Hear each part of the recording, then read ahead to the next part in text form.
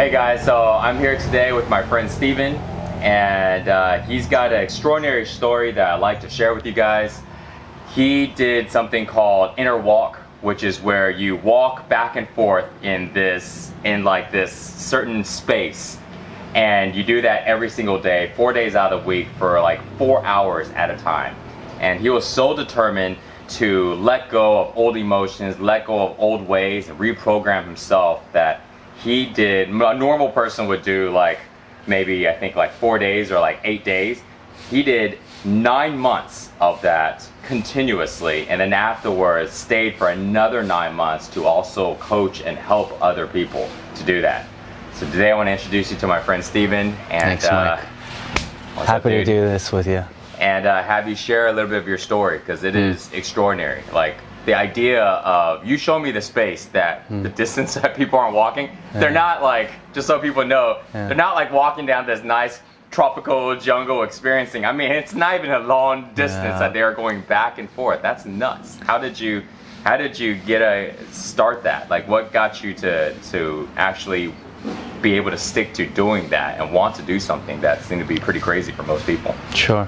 I mean, I did some meditation in the past. I found out that there's different style vipasana. So the one that's most known is Goenka. He has centers all over the world, and this is the one where you sit basically for about almost a whole day, like 10 hours a day, and you're going in and you're scanning and things like that. I've done that before. I've done a different version in Thailand where you do both walking and sitting. And so for people that maybe not familiar with vipasana, sure. Well, how would be the way you would explain what a vipasana is? Sure. Vipassana is a style that was created by the Buddha, and basically what he found through his journey was that many times in certain meditations, people are more so on focus-based meditation. So this is the one where you would stare at this cup for an hour, 2 hour, 3 hour without wavering anything. Or it could be a form of mantra, where you say Ram, Ram, Ram, and whenever things transcendental meditation. Yeah. And whenever things appear, you basically coming back, Ram, Ram. So Vipassana style is more of like a broad awareness. You're not really focusing on one specific thing, but you're allowing yourself to actually experience what's happening in that moment. Right? So it may be that I see this flower, it may be that I hear the leaves being swept, I can hear the birds, I can feel my butt sitting on this. It's just that change. It's being aware of actually what I'm experiencing now here. And as we continue to build that, let's call it an awareness muscle, we're able to actually experience what's happening here in the moments a lot more. And there are different, that's the general principle, or that's a general principle of Vipassana, but there's many different techniques and tools to approach it. Right? And so the one that I felt the most effective for me, the one that I was able to really carry with me throughout my daily life, because let's say certain styles, I was able to get into very, very zen and very deep states while I'm there. But I couldn't bring it into the real world, right? Those tools, like one example would be identifying or labeling everything that is going on. So kind of like before, I hear the car moving, I see the flower, I feel. But if I do that, I can't interact, right? Because I'm constantly like. It seems to be like what a lot of people are practicing on when they're practicing being mindful. Let me be mindful of my thoughts. Let me be mindful of the way I feel. Let me be mindful of my emotion. And they're just kind of isolating their attention to certain things constantly, which, like you said, makes it very difficult to be able to do anything else that requires them to take their attention away. It's almost like if I pay attention to what's going on in front of me right now, I'm not able to be mindful simultaneously of my thoughts. Exactly. So this one, Vipassana style, gives you a broad awareness so that you're able to take in what's actually happening. And this certain style of walking meditation, inner walk, allowed me to really bridge that gap between the practice and being practical in real life. And it was one of those things where if you actually like don't understand like what's happening while people are walking, it looks a little crazy, right? You're walking 25 steps, you turn around, not even a circle, you completely twist your body, turn around, and then walk 25 steps. Only 25 steps. 25 steps there, 25 steps back For 4 hours.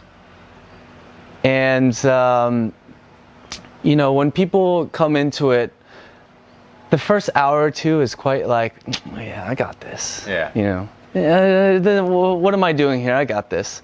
But once hour 3, once hour 4 hits, that's when things really start to arise. That's when you'll see that the mind starts playing tricks on you, like, what am I doing here, right? And the awareness is to see if you can actually catch the dialogue that's happening, to catch the emotions that's arising, to catch which, I call it, let's say, identity that's coming up, right?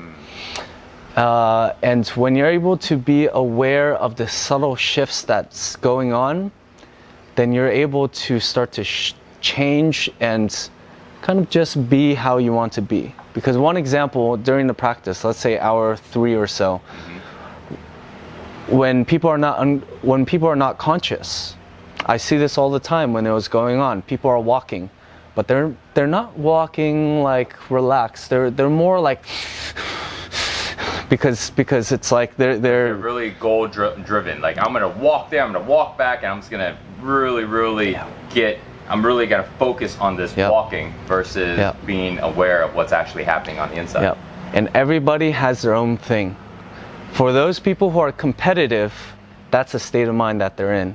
For those who are worried most of their life, they start worrying. They're like, am I doing this right? I'm not sure, right? Am I walking light enough? Am I being aware? I don't know. And then we constantly try to figure this out. There's this constant judgment on how they're doing it. Yeah. And for those who are a bit like lazy, you can see it, why am I doing this? They'll take plenty of breaks, etc. You can see how you can really see how clearly how people's just nature is during this process, right? And many times actually it's very interesting because people don't catch it. It's so normal to them that when someone's going, I'm gonna keep going, I'll walk beside them and I'll ask them, hey, how are you doing? Like, I'm okay. I'm normal. Oh. Are you seeing what you're thinking about? Are you noticing your thoughts? Are you noticing their emotions? No, everything's fine, right? Yeah. It's not until about day 3 or day 4 where people really catch on, right? They're like, whoa, wow, this is like, I've been carrying all this like with me. And it's not until they're able to experience a bit of that they're like, oh, there's a contrast here. Wow. So for me, the reason why I did 9 months. So 4 days wasn't enough for you. So what happened there? Some people get it in 4 days. You know, some people get it in 4 days. It took me a long time. You know, I think it took about 3 months to actually start to get it. Mainly because I was so damn stubborn. So which one was you? Were you the lazy? Were you the worried? Or were you I'm gonna freaking walk to that pole and back and I'm gonna get so damn good at it? I was the burn the boats. This is what I'm doing and I'm going to master this. I'm super driven, right? So every day I was going, walk, I got this, holding. But that was actually the thing that was preventing me from actually getting it. Because that was also my mentality going into everything before as well, right? It was like, the way that I'm going to make this work is force. Did you think like, just as long as I make that 4 hours, I've accomplished? Exactly. And it wasn't so much of letting go or being aware. It's just like, all right, walk 4 hours a day. You got it. I'm gonna freaking walk the 4 hours. I don't give a what it takes. If I continue doing this over and over and over, then I'm going to get it. Whereas if I was just like this, and if I just walk, I got it. All it took was that relaxation. Because when I'm relaxed, then I'm able to tune in to a lot more. Yeah. Like the fly that's on my eye. Yeah.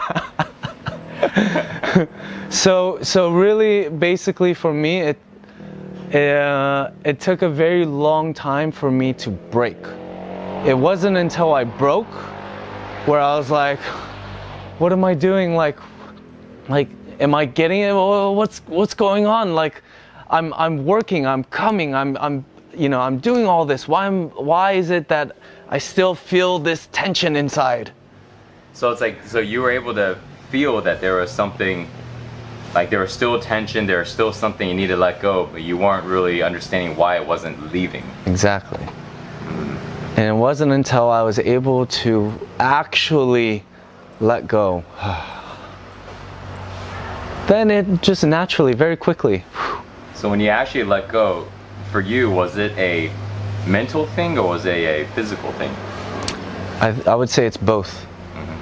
Because I think I was so stubborn in everything that I did. It was like, and until if you imagine even this, like constantly, I can only do this for so long, but before I'm like, I'm tired, right? And then, so I needed to wait. That intensity and drive, that was to let go of like the emotional turmoil inside. Yeah. So it's like, I'm angry, but I'm gonna be really driven to let go of this anger. Yeah. Wow. Yeah. And it's because that was my mentality. Yeah. For me to break through, like even in business before, the way that I did business was very intense. I'm like, I'm going to make this work. I don't care what it takes. I'm going to be the first one in, last one out. I'm going to make this work. Yeah. And it does work for a period of time, but eventually I also burnt out. Yeah. And when I burn out, I can't do anything, right? Yeah. So I needed to learn a new way of being so that I can actually stay consistent, right? That's also why I really enjoy and I really connected with you, because when you're explaining the principles of flow and what we do during the practice, I'm like, ooh, there's connection there. Yeah. 70% effort. Yeah. Why? Because you can stay very consistent. Yeah. Right? No judging, no criticism. Why? Because when we criticize, we're tensing ourselves up, right? And we're blocking from being able to be in that flow area. It'll create that attachment in our head on how the outcome of this practice should be, or how my performance should be, or how relaxed I should be today. Yeah.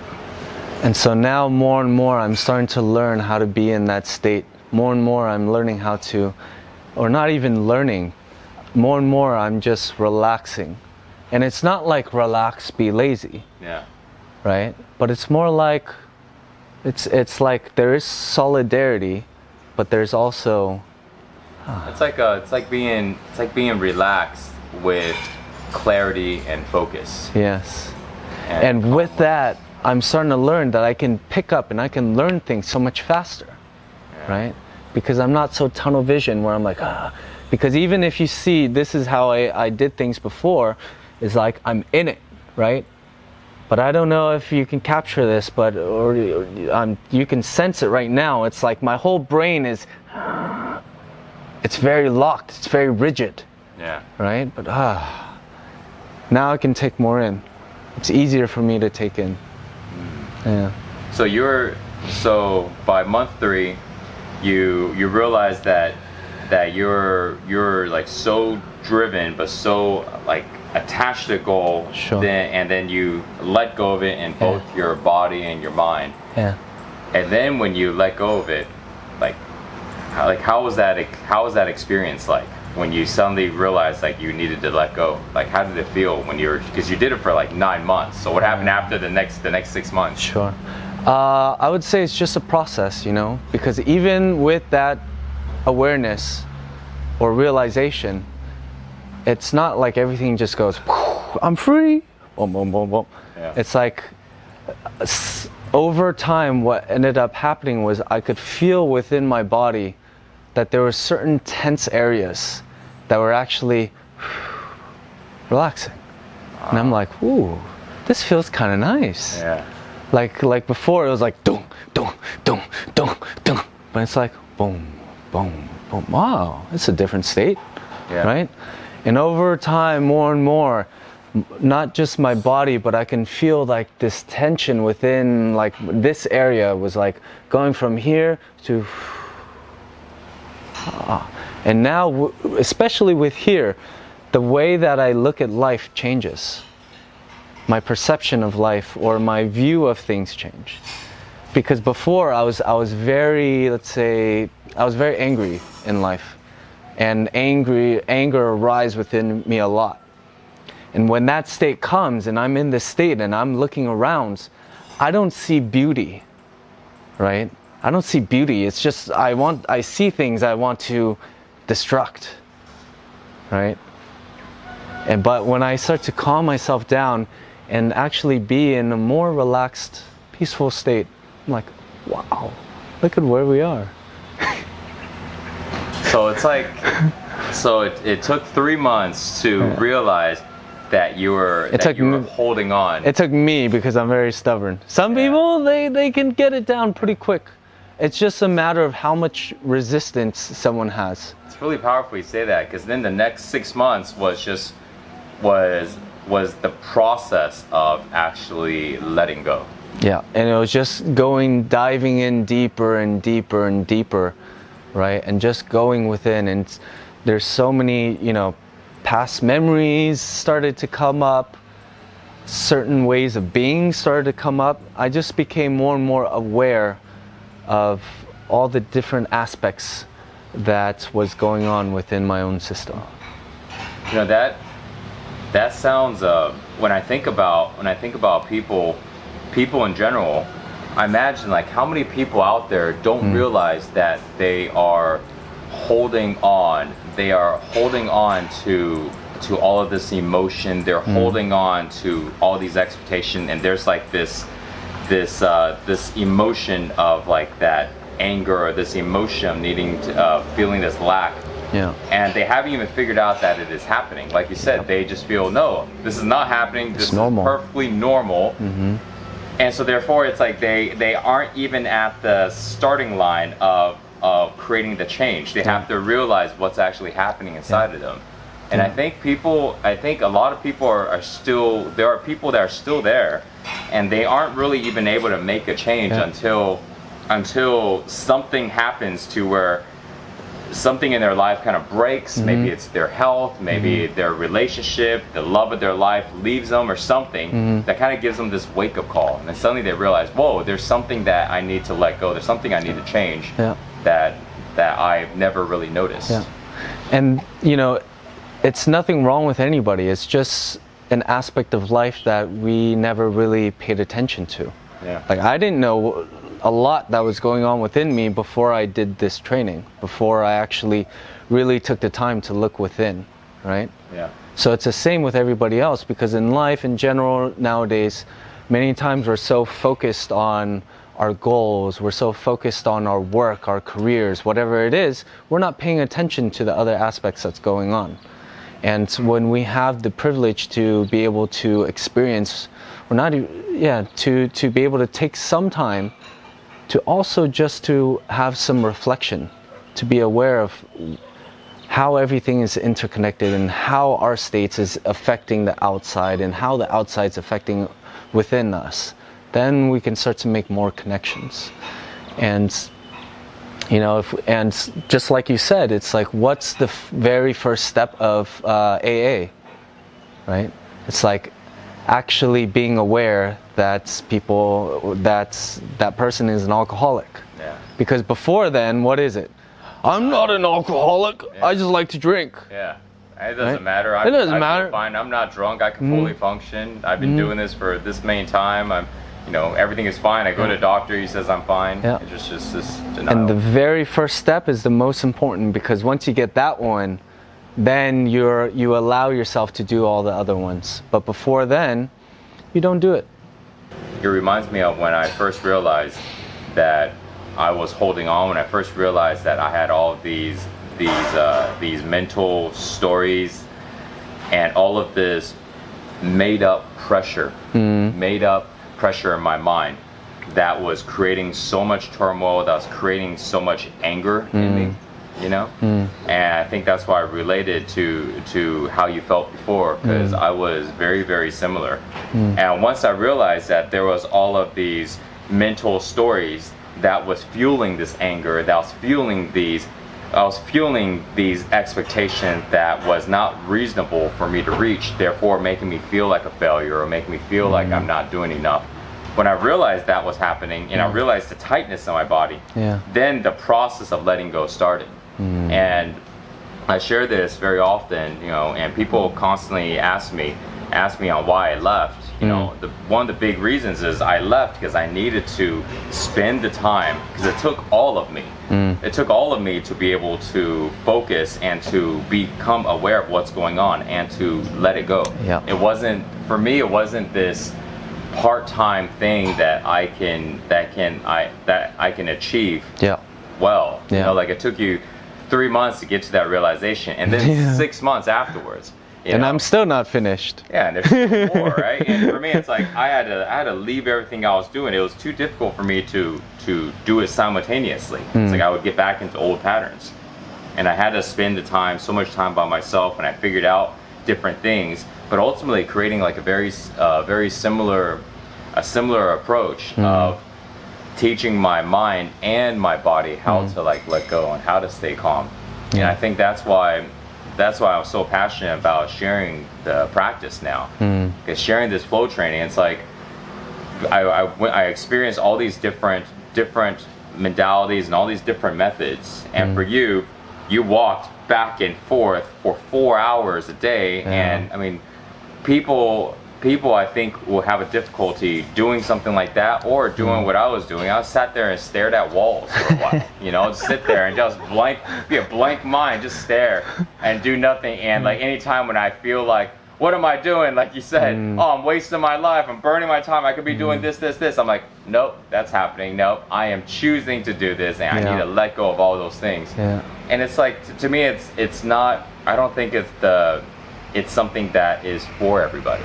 It's not for everybody. And also people have a lot of responsibilities. Not everybody even has the opportunity to walk away from their responsibilities to do that. It just so happened somebody like you and I had the opportunity, and the timing was right. But it's something I feel like everybody needs to find a way to be able to do this for themselves in their life. Because the way we feel afterwards, when we're calm and we're at ease and without all that emotional anger, it's a freedom that is priceless. No money can buy this amount. No amount of therapy that somebody can go to can create this change. I think everybody has their own journey, right? Like similarly, like you, it's like it was the time that I really dedicated my life, and that 9 months to it was almost immediately after I quit my business. It was a very conscious choice. This business was going on, and I'm like, I can continue doing this, but I can already see what's going to happen, because what was going on was, when I made a certain amount of money, I wanted more. When I made that money, I wanted more. And it's just this constant. And if I took a little step back, and I had enough awareness to take a little step back and see that this constant wanting to make more and more and more, where that was coming from. And it was coming from a place of lack. It was coming from a place of insecurity, from fear, from survival. Even if I had a goal of making $50,000, I'm like, I'm doing this to basically survive. So how did you know that it was coming from that place? Because I think there's a lot of people that will relate that go, yeah, but then they'll come up with reasons like, well, I should do more because I want to serve my customers more, or so they come up with reasons, right? Yeah, like what allowed you to realize that it was coming from a place of lack? I think even before the 9 months, I was still doing other meditations. I still had maybe 20 minutes. If I had a good day, it'd be like an hour of just sitting and just reflecting, right? I feel like, there's an important two aspects of life. One is actually going out and getting shit done. The other aspect is taking a step back and reflecting upon what we're actually doing on a daily basis and why we're doing it. And the times that I meditated, I don't think I actually put my attention there, but just from sitting, relaxing as much as I can, the process was happening by itself. The realizations were just coming. And I did enough at that time to realize, hey, all this money that I've been getting, it's actually not making me much happier at all. In fact, the more driven I was, the more like exhausted and eventually depressed I became. I had very clear signs. That was it, because I was very driven. Do you feel like it was because you had the opportunity, you were consistent on meditation, which gave you that time of like this reference points of calmness, or this reference point of feeling this is what it feels like to be at peace and to feel calm and to feel relaxed. And then you go to work and you're like, whoa, this feels totally different. I feel this anxiety, I feel this worriedness. And then you start to look at it every time when I'm working, why do I feel this uncomfortableness versus when I'm sitting and meditating and not making any money, not doing anything, I actually feel better. Right? There was a point in my life, I remember this, it was a few years ago when I was still doing e-commerce, and that was exactly what was going on. When I was working, I was working, and I could feel, eventually it's just like a lot of anxiety was building up, because it was like, I need to get and then I would go back and be like, okay, I need to release this stress. So I had the technique already of just, and then I'd feel all the tension, and eventually after 20 minutes, 30 minutes, however long it would be, wow, I feel quite good right now. Okay. But then once I feel this, okay, I gotta go work. And I go into that state. So I had a mentor at the time, and this was in Thailand. I was going to his place once in a while. He used to work closely with Steve Jobs as a chip designer, but he was also the one back then to teach yoga to his coworkers, right? And so I'd be going to him, and I told him about this. I was like, I don't know what to do. I don't know if I want to continue with this business, because all it's doing is just bring me stress. And when I meditate, when I'm doing my meditation, I feel good. I feel great. Why am I working so hard, right? And then eventually he gave me this koan, and he said to me, make your meditation your work, and your work your meditation. And I was like, that sounds quite deep, but what do you mean there, buddy? And it took me a couple days of actually like reflecting upon that, and then I was like, ooh, I think I got it. And the message was that whenever I was working, I don't need to go into it very stressful. The reason why I came into it very stressful to begin with was because, well, that was kind of the mentality that I had going into anything. I was into sports, I was into martial arts, and how I approached it was, the more energy I exert, the better I'm going to get, right? So I approached that with business as well. The more energy I exert, the more outcome I'm going to get, yeah? And it works to a certain point, but it leads to burnout, right? And so eventually I learned how to actually work and still stay kind of chill. And chill doesn't mean I'm not doing anything. It just means, like, even right now, we're just chatting, right?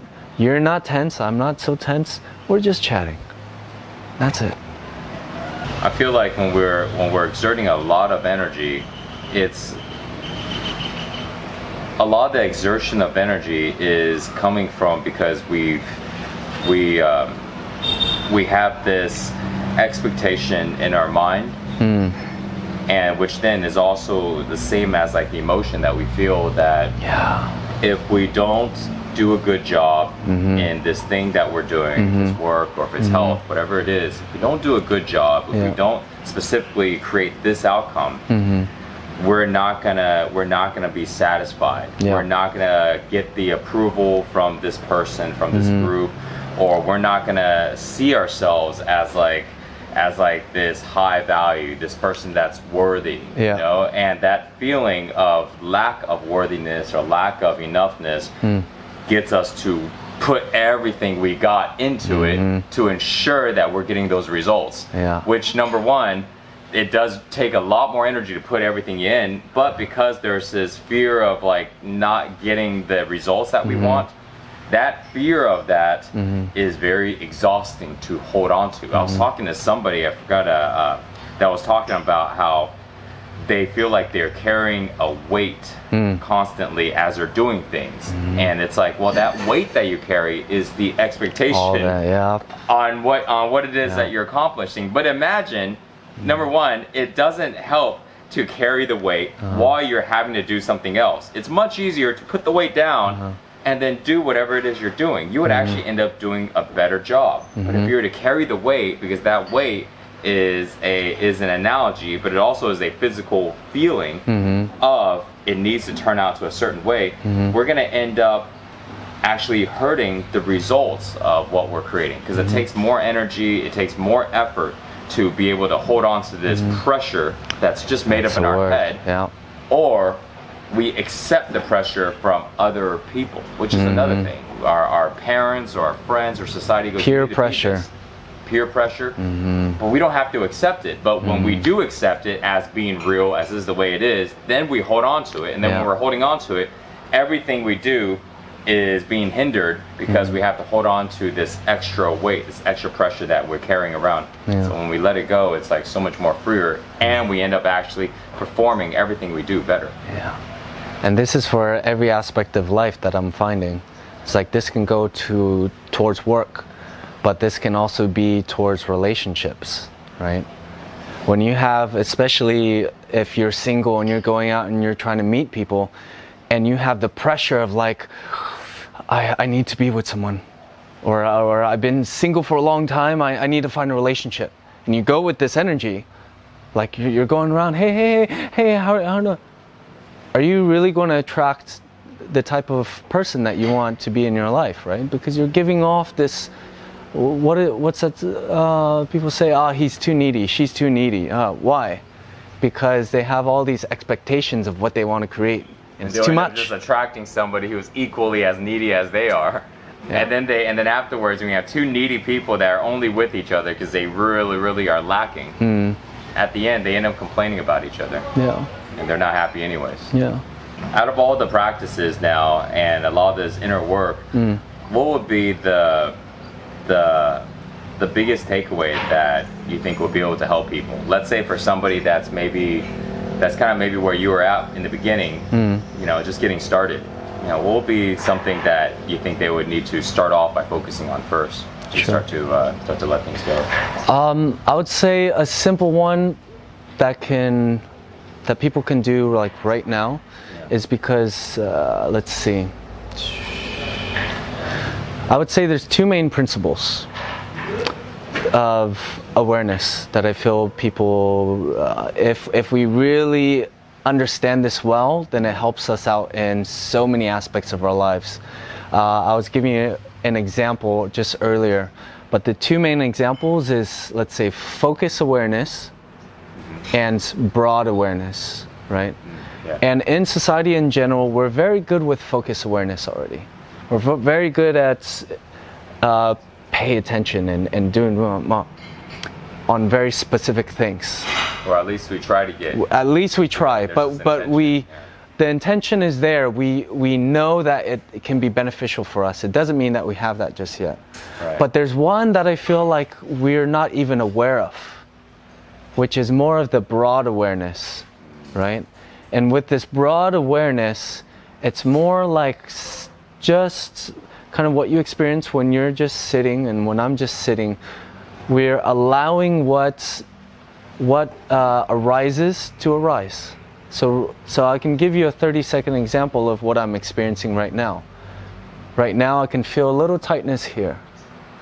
Right now I can hear my own voice speaking. These are the things that my attention is randomly going towards. Right now my attention is on my ass sitting on here. Right now I just felt this little tinge as I positioned myself like that. You can see that is more broad awareness. And my focus awareness is me speaking to you right now, right? So if we can learn how to combine both of those in the moment. There's an example given in the book, The Alchemist, that I told you guys about. Yeah. Right? I think a lot of people have read the book, The Alchemist. And one of the parts in there was when the boy, he meets the king. And the king has a couple tasks for him, right? And he says, okay, boy, I'm gonna give you this spoon, and I'm gonna put this magical oil on the spoon. Your task is not to drop the oil. I want you to go to my palace, and once you get there, come back.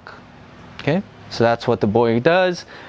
He makes sure that the oil does not spill, and he walks very, very carefully towards the palace, because that's the goal, right? He's going to the palace, and that's back and coming back. He goes, he reaches the palace. Some people say hi to him. He's like, hello, hello, hello. Okay, I'm here, let's go back. He goes back to the king. Goes back to the king. Here it is.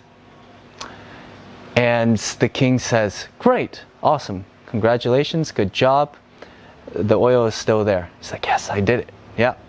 And then the king asked, did you see the palace? Did you see the paintings on the wall?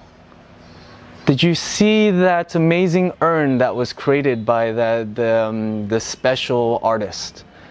Did you see what type of wood was on the floor? And the boy was like, no, I was focusing on not dropping this. Okay, great. Boy, go back to the palace, and I want you to just pay attention to everything around you. Right? So the boy's like, okay. So the boy goes off to the palace. He's like, wow, look at that flower. Wow. Look at that swimming pool there. Wow. Look at these seats. Wow. Man, this place is amazing. Wow. And then he goes back to the king, and he's like, oh my God, this place is gorgeous. Wow. And the king says, I know. It's amazing, right? The boy goes, yeah. And then the king goes, great. What happened to the oil? And the boy looks, oh shit, I lost the oil. And the king goes, yeah. So your task is to simultaneously keep the oil there, keep the goal in mind, but also simultaneously see what's around, enjoy what's happening in your surroundings, right? So it's very similar to when they say, from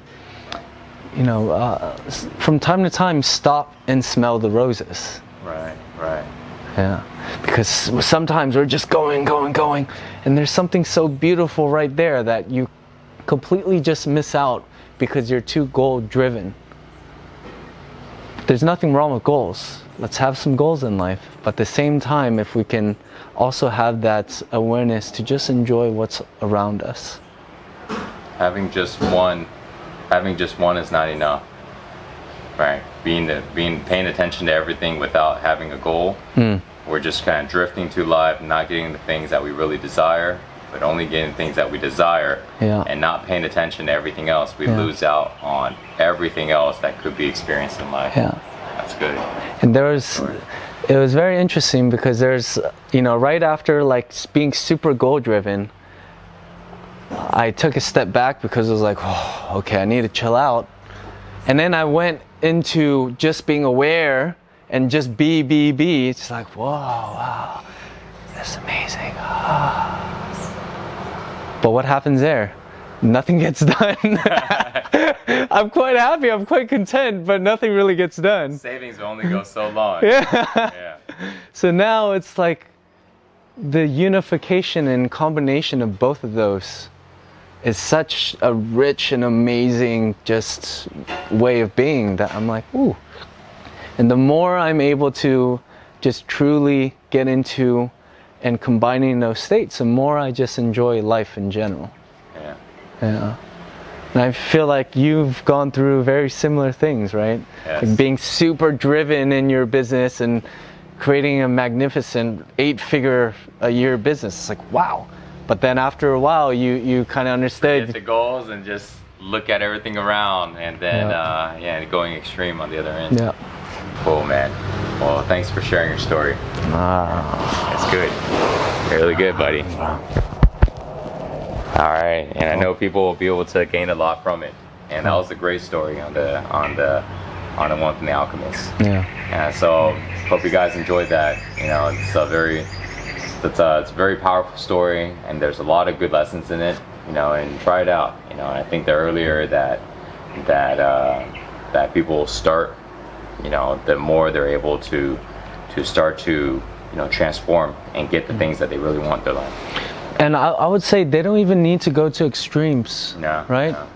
It's like just being aware of implementing a little at a time, and eventually your own wisdom will let you know what needs to happen. And sometimes they could be like us and they have to go extreme. You know, extreme people have to go extreme sometimes, but not saying there's no one way to fit all.